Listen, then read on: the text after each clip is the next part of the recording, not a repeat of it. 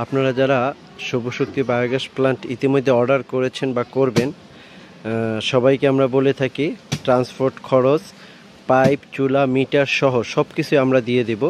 শুধুমাত্র এরকম একটি গর্ত আপনাদের নিজ দায়িত্বে করতে হবে।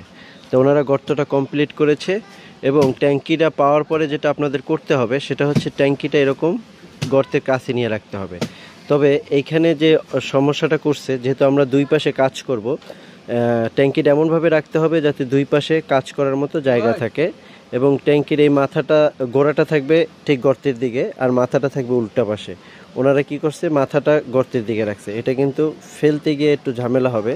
এই জন্য আপনারা যারা গর্ত করবেন এবং ট্যাঙ্কিটা গর্তের কাছে নিয়ে রাখবেন, সবাইকে অনুরোধ করছি অবশ্যই ট্যাঙ্কিটা গর্তের উল্টা দিকে রাখবেন। অর্থাৎ ট্যাঙ্কির যে পিছনের অংশটা সেটা রাখবেন গর্তের দিকে এবং এই মাথার অংশটা রাখবেন হলো উল্টা পাশে এবং এভাবেই শোয়ে রাখবেন।